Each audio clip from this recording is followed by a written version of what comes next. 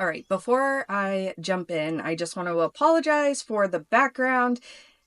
It's a work in progress. I'm going for a more professional, polished look, and the backgrounds that I was doing were the green screen, and I've decided that's just not what I want to go for anymore. So I'm trying to make a permanent thing. The previous one, the wood, did not fit in this space very well. So now we're trying curtains, but it's a struggle. We live in an apartment, so be patient with me, please. 2 million Americans are poisoned each year.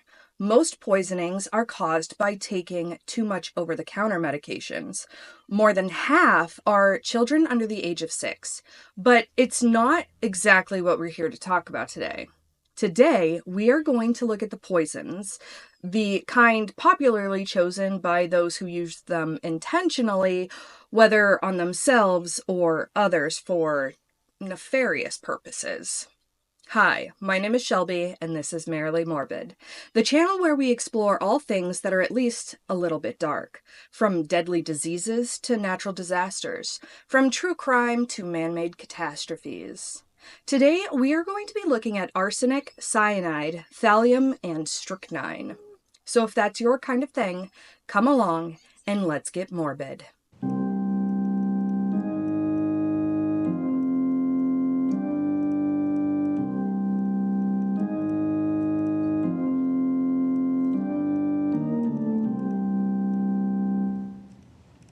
It's shocking to know that 1 in 5 murders by poisoning are never solved. It's also surprising to know that in spite of what the crime shows tell us, the gender of a poisoner can depend on the gender of the victims. Female poisoners are just as likely to poison other women as they are men. However, male poisoners almost exclusively poison women.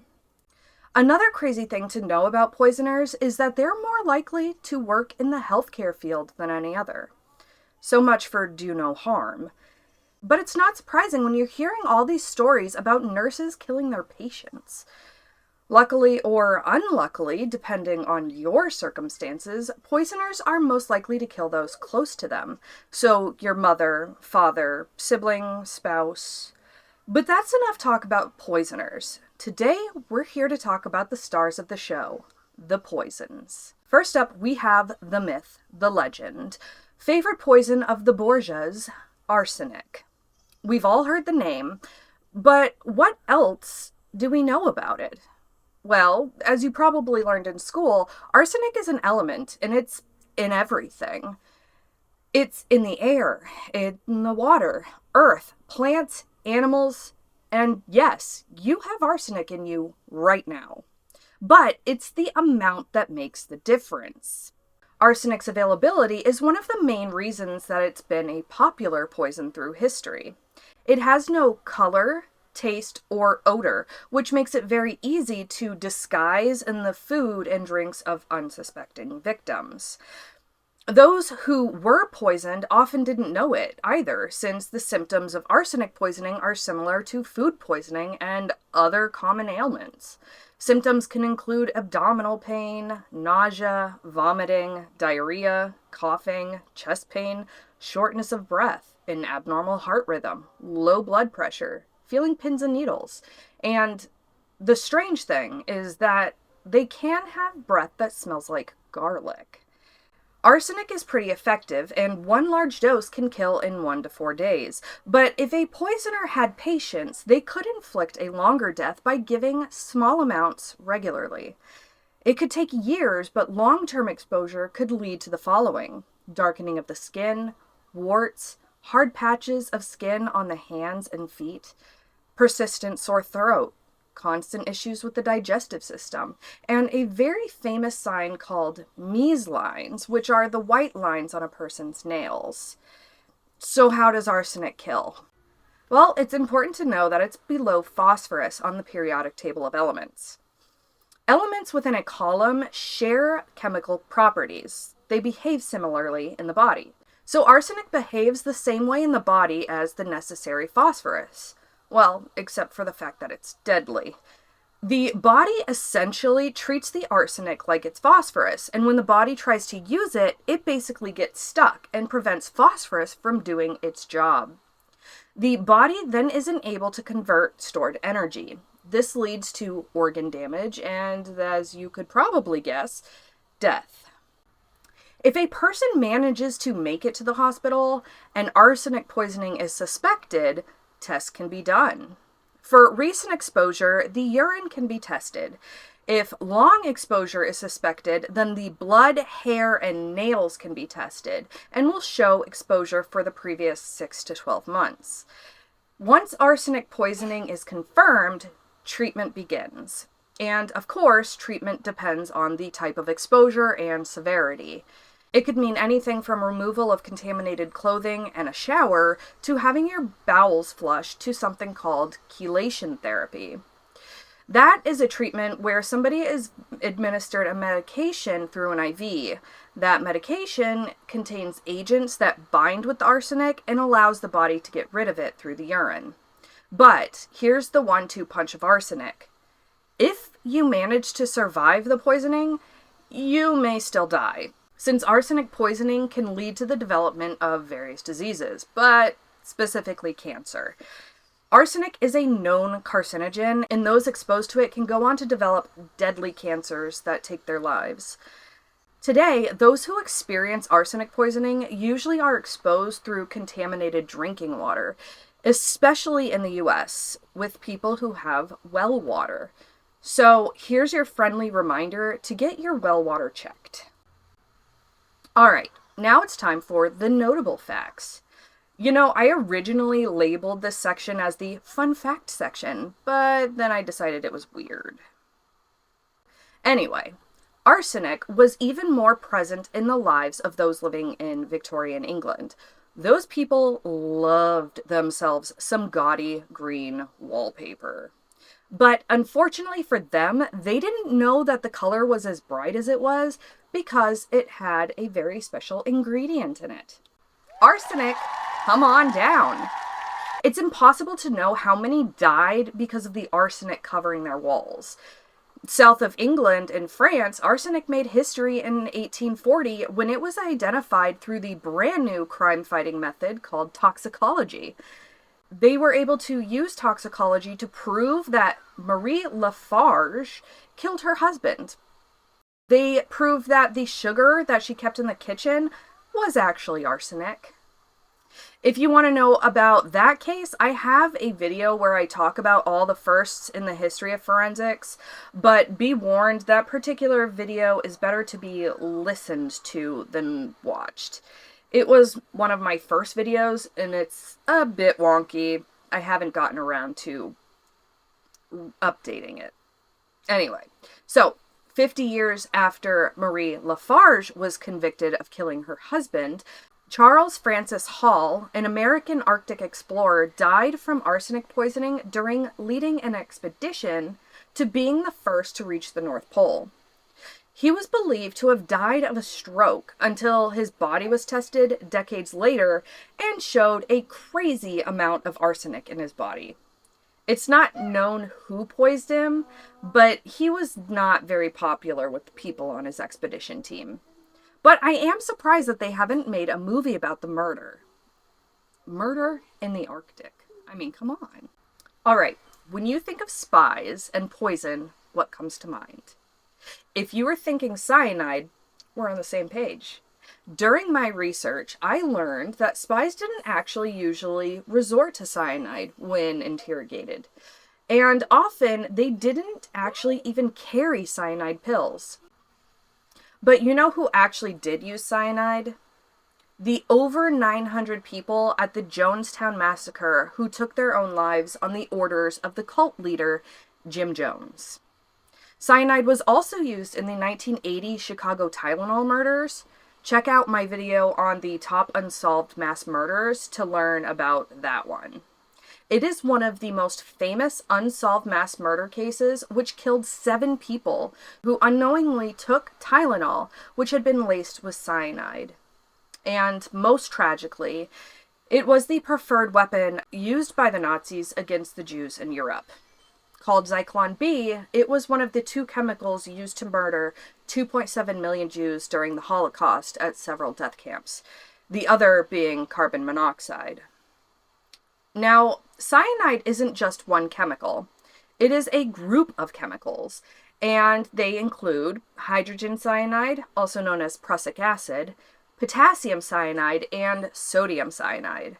Cyanide occurs naturally in several plants, including several edible ones. You know about the pits in apples, but cassava, tapioca, almonds, bamboo shoots all have cyanide. But cyanides are also often produced in labs for various industries. Yet, surprisingly, most cases of cyanide poisoning are actually from smoke inhalation during fires. Thankfully, cyanide poisoning is pretty rare today. If a person has been poisoned with cyanide, what can you expect? Well, a person can have a whole slew of symptoms affecting different parts of the body. When symptoms first appear, they may include lightheadedness, giddiness, nausea, vomiting, feeling of being suffocated, and rapid breathing. Fluid can fill the lungs, making it much worse. Severe cyanide poisoning can cause confusion, seizures, coma, and shock. The skin can also turn blue as time goes on and the body goes without oxygen. Now, in very small amounts, the body is actually able to handle cyanide. The body converts it to thiocyanate, which is the body's way to get rid of it through urine. But when cyanide exposure is high enough, the body can't cope. Cyanide then binds with an enzyme, and without that enzyme, the body can't use oxygen. The cells within the body literally suffocate and die. Hence, the person dies. Okay, so say a person actually makes it to the hospital. What happens then? So there are some tests that can suggest cyanide poisoning, but they aren't definitive. Diagnosis is usually made from the observation of signs and symptoms. There is testing that can be done for confirmation, but due to the amount of time that the tests take, it's not exactly usable. A person will die, basically, before the tests come back. Anyway, so antidotes. There are a couple. The preferred one is known as a cyanokit, which contains cobalt. Cobalt binds really well to cyanide. Otherwise, there are a couple of options. For people with cyanide poisoning from smoke inhalation, they can receive sodium thiosulfate, and in other cases, amyl nitrate or sodium nitrate can be used. When it comes to the prognosis of a person with cyanide poisoning, it all depends on the dose. Acute cyanide poisoning is pretty much universally fatal. Death from cyanide poisoning, thankfully, isn't very common, but those who survive may not make it out unscathed. They can have brain damage, and it can lead to memory loss, personality changes, movement disorders like Parkinson's, and vision loss. I want to jump in here and ask you to subscribe if you haven't already. I am trying to make this channel my full-time job. I am also trying to get to 200 subscribers by February, so please help me get there by hitting subscribe now. Also, I have a whole Excel spreadsheet of hundreds of topics that I could cover, but I want to know what you want to see, whether it's a type of video or a specific topic. So drop in a comment down below what you want to see, and I can cover it in a more timely manner. Okay, let's get back to the video. If there is any poison that I am talking about today that you pretty much probably know nothing about, then it's probably going to be this one. But don't worry, I didn't know crap about it either. Thallium. Thanks to our overlord Google, here is what I have learned. Thallium is an element that is used in a few different industries, but notably in the manufacturing of electronics, although it feels like you could literally say that about any element. But I digress. Most of the thallium we use actually isn't mined for, but it is actually a byproduct of the process of smelting zinc and lead. Because we know how toxic thallium is, it is very tightly controlled. So in industrialized countries, thallium poisoning is pretty rare. But when it does happen, it's usually from people in developing countries eating crops grown in contaminated soil. Even though thallium is considered a rare element, it is actually found worldwide. It isn't actually known how thallium kills. It's some super sciencey stuff with pyruvate kinase and succinate dehydrogenase, but I don't really understand any of that stuff. Molecular biology was the bane of my existence when I was in college. What I can say is that it disrupts the body's ability to metabolize glucose, and without glucose, cells die. Now, initial symptoms include gastrointestinal problems, and within days, the other symptoms begin to appear. There are so many symptoms of thallium poisoning that it's hard to think of a symptom that isn't a sign of thallium poisoning. The list literally goes on and sounds like a disclaimer from a drug commercial. When taking thallium, you may experience nausea, vomiting, abdominal pain, diarrhea, inflammation of the mucous membranes of the mouth, liver and kidney dysfunction, pain of the extremities, motor weakness, respiratory paralysis, involuntary eye movement, paralysis of the eye, vision loss, convulsions, loss of muscle coordination and balance, confusion, hallucinations, coma, significant hair loss, white lines on the nails, scaly acne-like lesions, anxiety, anemia, delirium, psychosis, agitation and aggression, personality changes, depression, apathy, abnormal color vision, chest pain, shortness of breath, loss of appetite, tiredness, headaches, and fast heart rate. What the fuck? Oh, and I forgot the really freaking weird one. The weirdest symptom that you can have is your pee can turn green. So say you have a couple or a dozen of these symptoms, and the ER is starting to look like the Hilton. You arrive, and somehow, in spite of its rareness, the docs actually suspect thallium poisoning. The first thing they're going to do is begin a 24-hour urine collection to confirm the hunch. Then, once the test results come back, they tell you that you're going to begin treatment with something called Prussian blue. Any art historians in the house? If it sounds familiar, it's because Prussian blue is the name of the pigment that was used in famous works of art like The Great Wave off Kanagawa and freaking Starry Night. Who knew? I didn't. Prussian blue is also used to treat radioactive cesium poisoning. But great, there's an antidote. Well, not so fast. Severe thallium poisoning kills between 6 and 15%. And if they survive, it does not mean that the ordeal is over.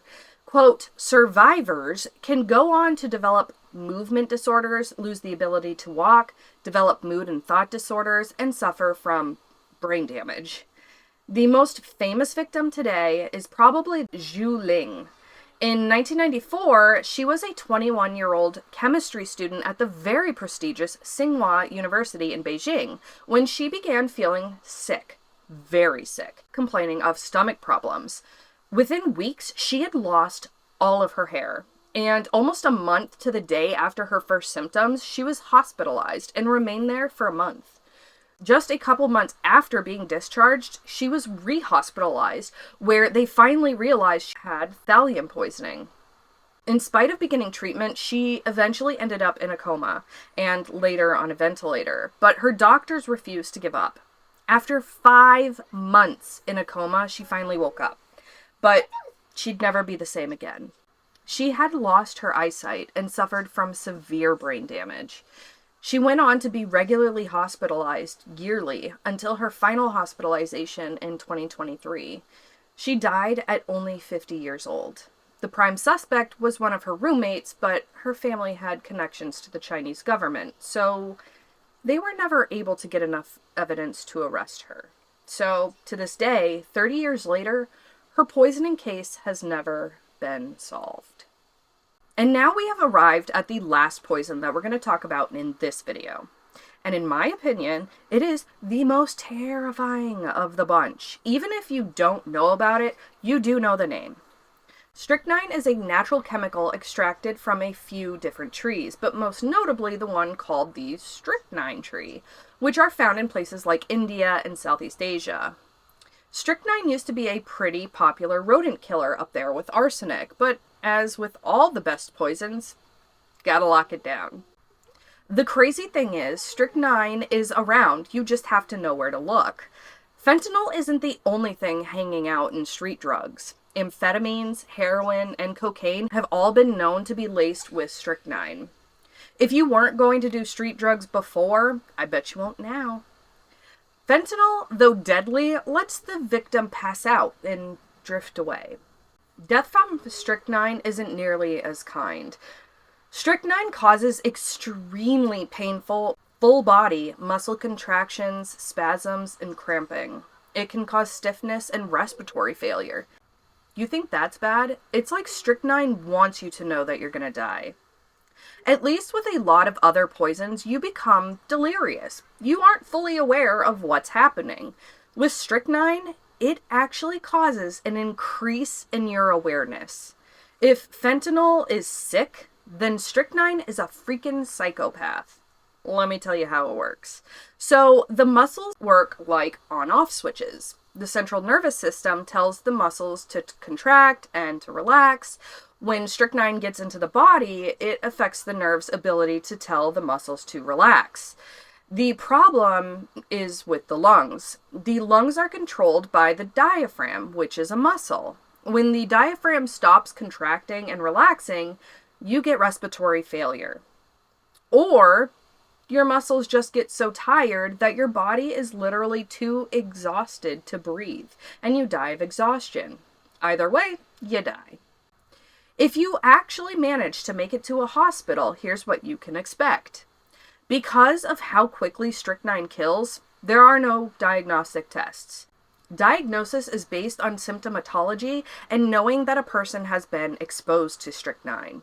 Tests can be done later to confirm, but treatment must be started as soon as strychnine poisoning is suspected. There is no time. There is also no antidote, so basically you can only mitigate the damage. If a person has swallowed strychnine, you can attempt to lessen the damage by giving the person charcoal orally. The person can be given diazepam to help the muscle spasms. If that doesn't work, then phenobarbital can be given. A person can be intubated and put on a ventilator if they begin to struggle to breathe. All right, doctor, tell me the prognosis. Are they going to make it? With strychnine, it's either good news or it's bad news. The bad news is, depending on the level of exposure, a person may die before they ever get to the hospital. But the good news is, for most people, there are actually no known long-term side effects directly associated with strychnine. But it is important to know if the person actually goes into respiratory failure before they are able to start receiving treatment, they will probably have brain damage even if they manage to survive. With modern medicine and immediate medical care, most of those who survive will go on to recover 100%. Because of the drama strychnine brings, the great authors Agatha Christie and Jack London often use strychnine in the details and plots of their books. Because of the very painful and visual aspects of strychnine poisoning, it is a very popular choice not only for real-life murders, but also in the media. Everything from Game of Thrones to The Office to Jaws all reference strychnine. Oh, but if you want an IRL example of strychnine poisoning, Jane Stanford's gotcha. Alright, if you look on the surface, Jane Stanford's death looks pretty mysterious. If you read the articles about her that I did, it looks a little less mysterious. A little background. Together with her husband, Jane and Leland Stanford, a railroad baron, founded and dedicated Stanford University to their only child who died at only 15 from typhoid fever. The university was founded in 1891 as a co-ed institution without any particular religious influence. How progressive. Just 2 years later, her husband died, leaving Jane as the sole owner of the university. She made herself Queen of Stanford, and she wasn't always popular, not to mention that the university struggled financially during her reign, so to speak. Perhaps she made the foolish decision in 1905 to write in her will that her jewels should be sold after her death and that the profits should go straight to the university. You want to go ahead and guess what year she died? 1905? Coincidence? I think not. And you can't think that either because you already know, from this video, that she's going to be poisoned. Strychnine, of course. and she died of strychnine poisoning on the second attempt. Oh yeah, someone wanted her dead. In January, she was at her mansion in San Francisco when she wanted to get a drink of water.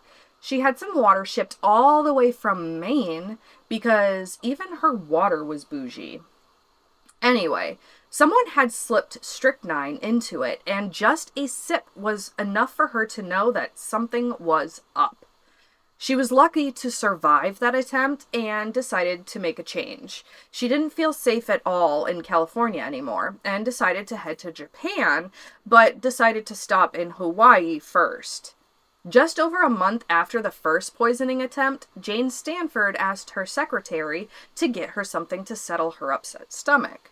Shortly after, she was screaming in pain and asking for a doctor. They tried to get her to vomit, but it was to no avail. Her last words were, "My jaws are stiff. This is a horrible death to die." And die she did.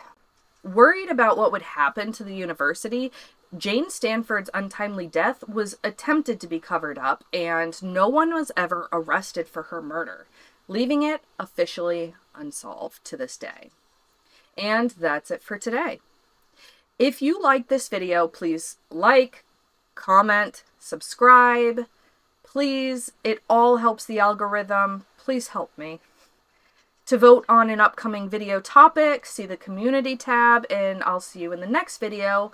Pick your poison part 2, where we are going to talk about wolfsbane, deadly nightshade, mercury, and antifreeze. And as always, don't forget to be merry, but stay morbid.